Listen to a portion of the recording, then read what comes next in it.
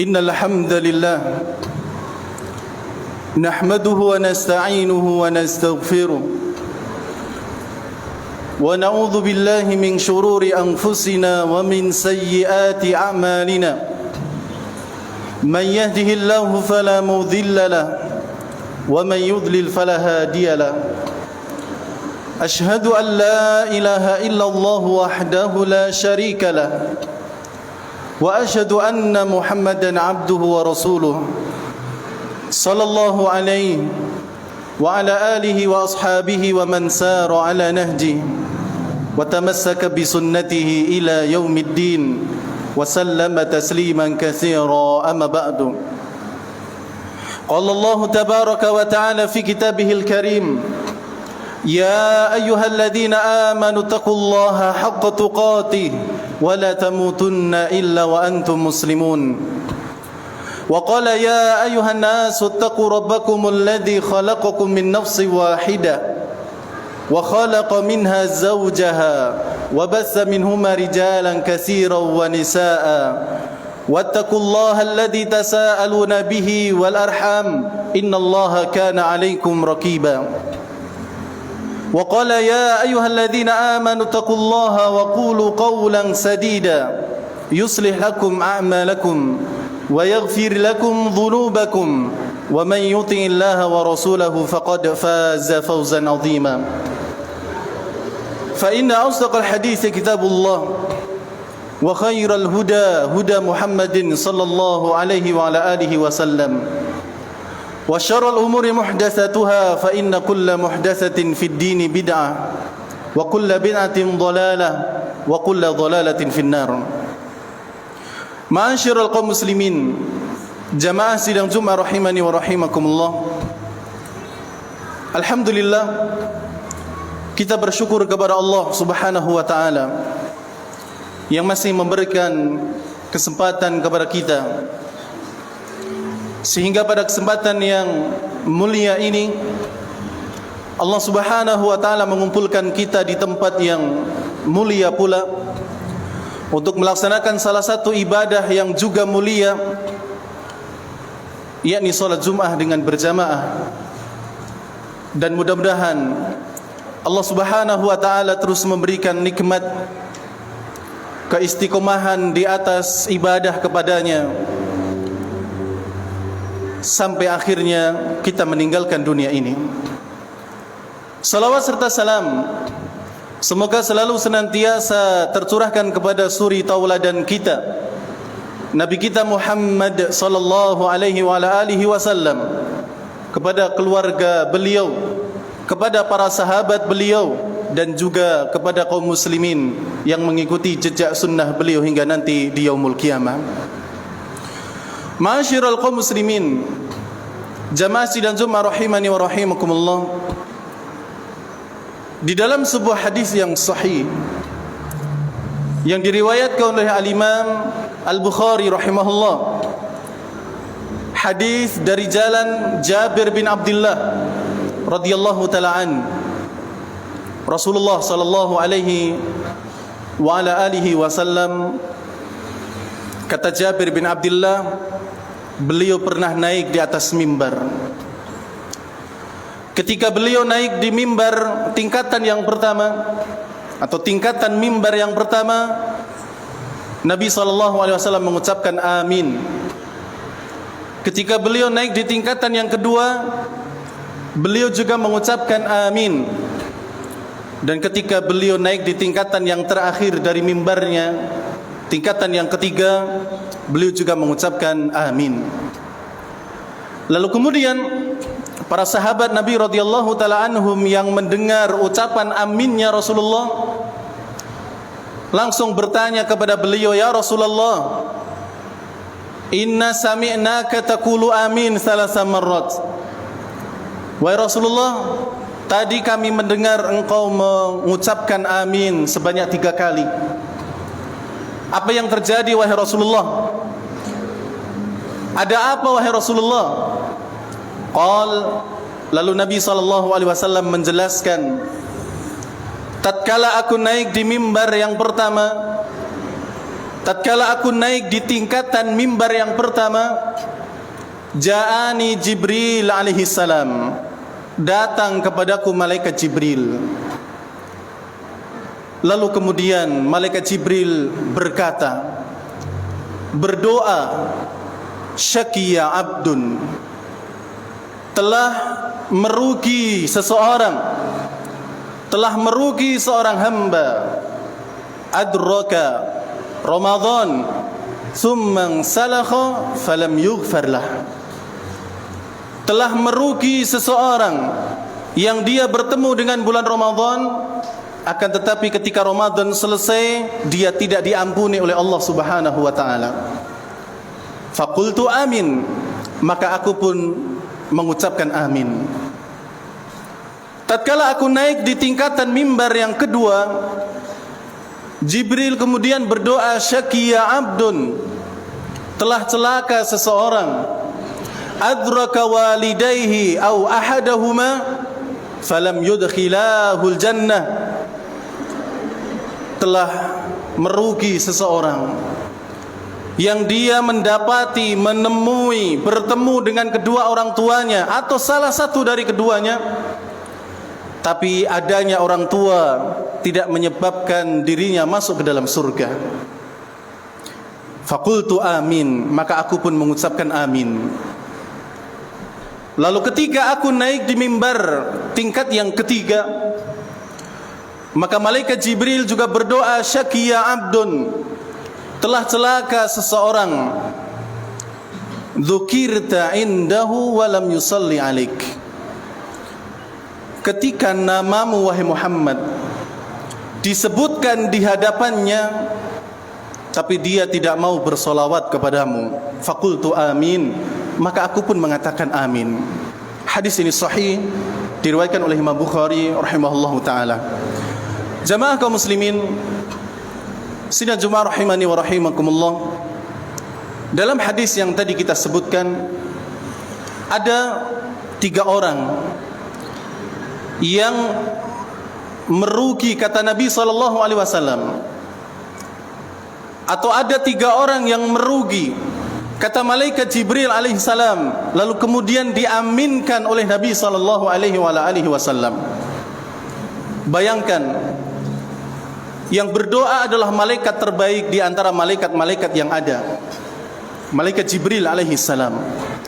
Yang mengaminkan doa tersebut adalah manusia yang terbaik dari seluruh manusia, bahkan terbaik di antara para nabi dan rasul, yaitu Nabi kita Muhammad sallallahu alaihi wasallam.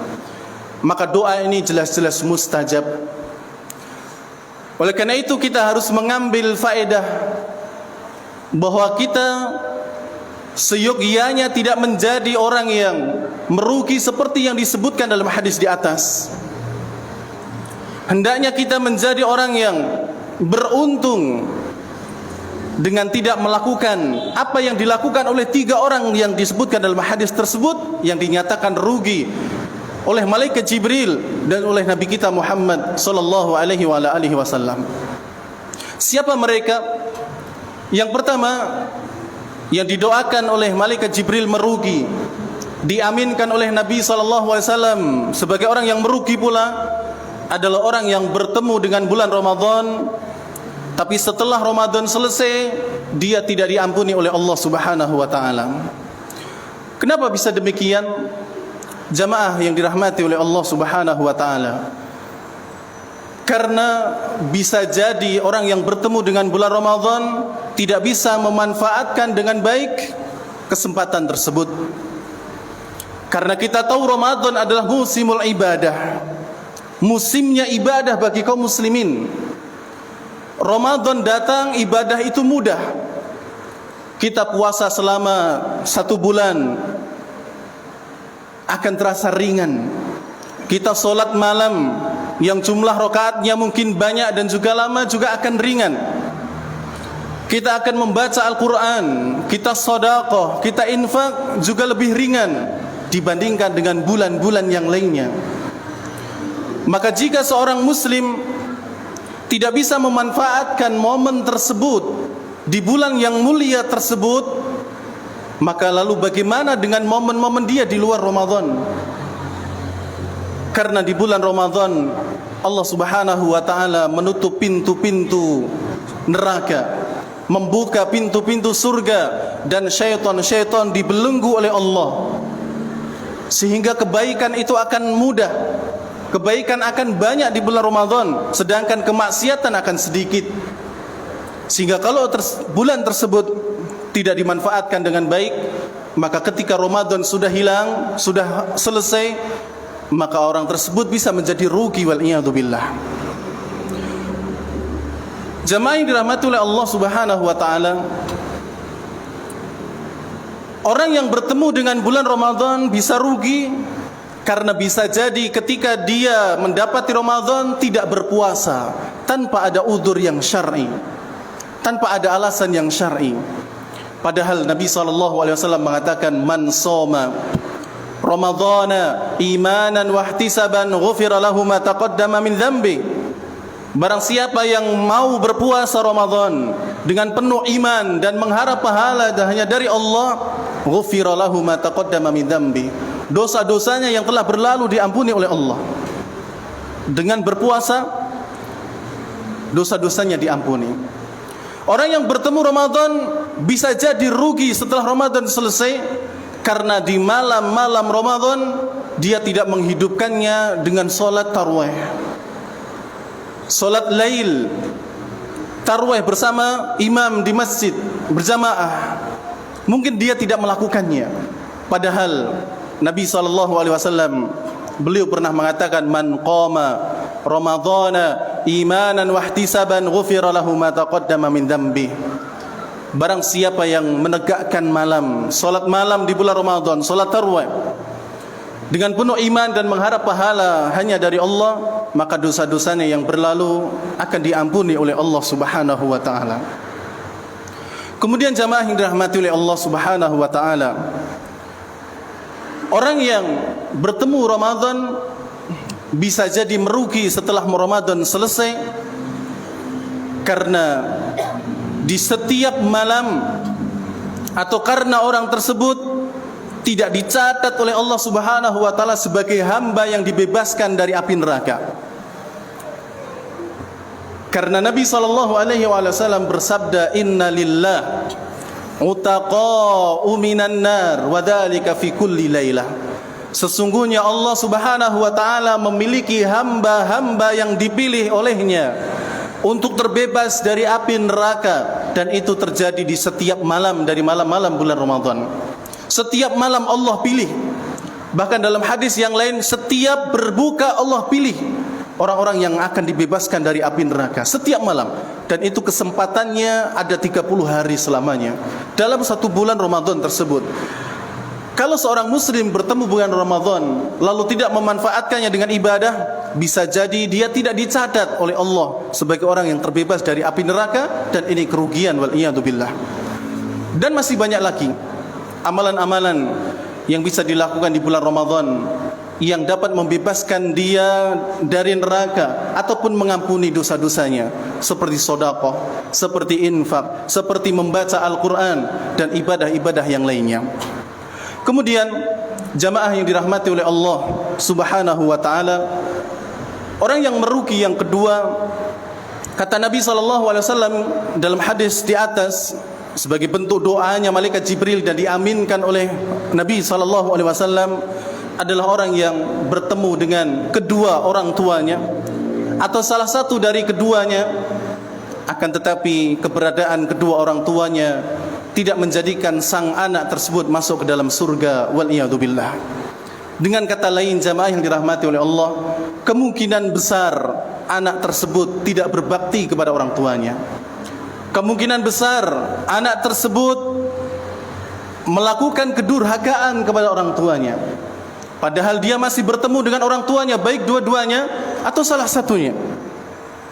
Padahal jamaah yang dirahmati oleh Allah, berbakti kepada orang tua, Allah letakkan perintah tersebut setelah Allah menyebutkan dan memerintahkan umatnya untuk menyembahnya dan tidak melakukan kesyirikan.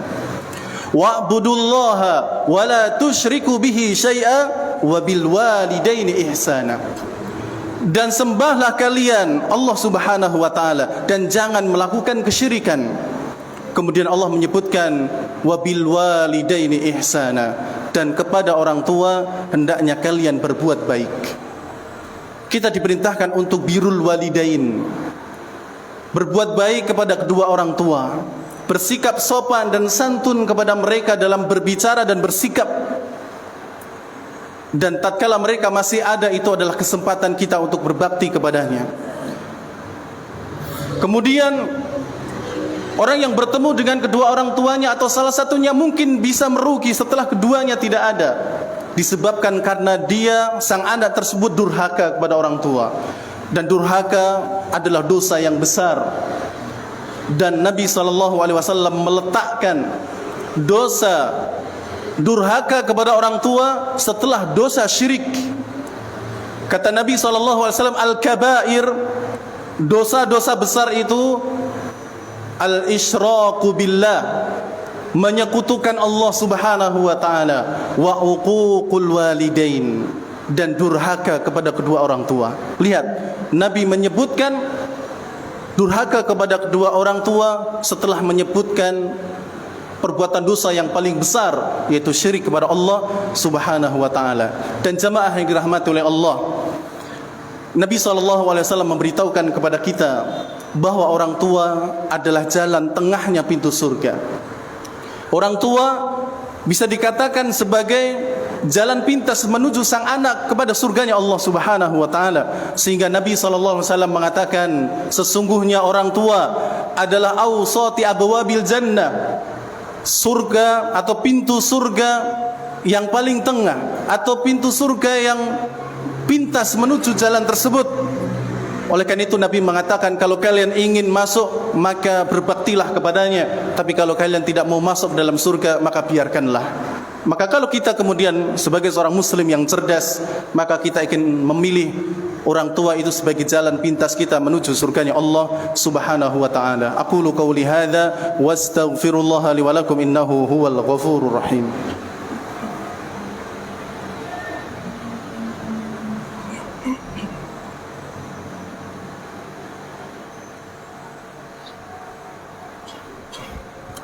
Alhamdulillah, wassalatu wassalamu ala rasulillah wa ala alihi wa mawalah, amma ba'du. Jamaah kaum muslimin sidang Jumat rahimani wa rahimakumullah. Kemudian orang yang merugi yang ketiga, yang didoakan oleh malaikat Jibril dan diaminkan oleh Nabi kita Muhammad sallallahu alaihi wasallam, adalah orang yang dia mendengar nama beliau tapi kemudian tidak mau bersolawat kepadanya. Jamaah yang dirahmati oleh Allah Subhanahu wa taala, mungkin ini adalah hal yang sepele, akan tetapi sebenarnya ini adalah perkara yang sangat besar yang terkadang dilupakan oleh kita. Ketika kita mendengar nama beliau disebut, maka hendaknya kita bersolawat kepada beliau, baik dengan solawat yang pendek, Allahumma salli ala Muhammad, atau sallallahu alaihi wasallam, atau dengan solawat yang paling sempurna, Allahumma salli ala Muhammad wa ala ali Muhammad kama sallaita ala Ibrahim wa ala ali Ibrahim innaka Hamidum Majid, wa barik ala Muhammad wa ala ali Muhammad kama barakta ala Ibrahim wa ala ali Ibrahim innaka Hamidum Majid, sebagaimana dalam doa tasyahud kita. Maka ketika kita mendengar nama beliau disebut, maka hendaknya kita bersolawat. Karena orang yang tidak mau bersolawat kepada beliau, padahal nama beliau disebutkan di hadapannya, maka dia termasuk orang yang merugi. Bahkan kata Nabi, al-bakhil, orang yang pelit, adalah orang yang disebutkan namaku di hadapannya, namun dia tidak mau bersolawat. Dan pada hari ini, jamaah yang dirahmati oleh Allah, adalah hari Jumat, hari yang kita disunnahkan untuk memperbanyak salawat kepada beliau. Kita masih ada waktu sampai nanti tenggelamnya matahari untuk memperbanyak salawat kepada beliau. Kata Nabi SAW, "Aktsiru as-salata alayya," perbanyaklah oleh kalian bersolawat kepadaku. Yaumal jumu'ati wa lailal jumu'ah wa lailatal jumu'ah, baik itu di hari Jumat ataupun malam Jumatnya. Faman shalla alayya salatan, barang siapa yang bersolawat kepadaku satu kali saja, sallallahu alaihi asyra, Allah subhanahu wa ta'ala akan membalas kepadanya dengan 10 solawat. Ketahuilah jamaah yang dirahmati oleh Allah, Allah subhanahu wa ta'ala dan malaikat-malaikatnya pun mereka bersolawat kepada Nabi kita Muhammad sallallahu alaihi wa alihi wasallam. Sebagaimana dalam firman-Nya, innallaha wa malaikatahu yusalluna 'alan nabi ya ayyuhalladzina amanu sallu alaihi wa sallimu taslima. Sesungguhnya Allah dan malaikat-malaikatnya bersolawat kepada Nabi SAW, dan wahai orang-orang yang beriman, bersolawatlah kalian kepada Nabi Muhammad SAW. Jamaah yang dirahmati oleh Allah Subhanahu Wa Taala, demikianlah 3 orang yang merugi yang didoakan oleh malaikat Jibril dan juga diaminkan oleh Nabi kita Muhammad SAW, dan semoga Allah Subhanahu Wa Taala menjadikan kita termasuk orang yang beruntung, orang-orang yang terhindar dari 3 orang tersebut, yaitu orang yang bertemu Ramadan lalu kemudian tidak diampuni oleh Allah, bertemu orang tua tapi tidak memasukkannya, menyebabkan masuk ke dalam surga, dan ketika disebutkan nama Nabi Muhammad tidak mau bersolawat kepada beliau. Semoga Allah menghindarkan kita dari amalan-amalan tersebut, dan semoga Allah Subhanahu wa taala menjadikan kita termasuk hamba-hambanya yang beruntung di dunia maupun di akhirat. Innallaha wa malaikatahu yusalluna 'alan nabi ya ayyuhalladzina amanu sallu 'alaihi wa sallimu taslima. Allahumma ighfir lil muslimina wal muslimat wal mu'minina wal mu'minat al ahya'i minhum wal amwat innaka sami'un qaribun mujibud da'wat ya qadiyal haja. Rabbana ighfir lana wa li ikhwanina alladhina sabaquna bil iman wa la taj'al fi qulubina ghillan lil ladzina amanu rabbana innaka ra'ufur rahim. Rabbana dhalamna anfusana wa illam taghfir lana wa tarhamna lanakunanna minal khasirin. Rabbana hab lana min azwajina wa dhurriyyatina qurrata a'yun waj'alna lil muttaqina imama. Ya muqallibal qulub thabbit qulubana ala dinika wa ta'atik wa ya musarrifal qulub sarrif qulubana ala dinika wa ta'atik. Rabbana atina fid dunya hasanah wa fil akhirati hasanah wa qina adzaban nar. Wa sallallahu ala nabiyyina Muhammadin wa ala alihi wa sahbihi ajma'in walhamdulillahi rabbil alamin. Aqimis shalah.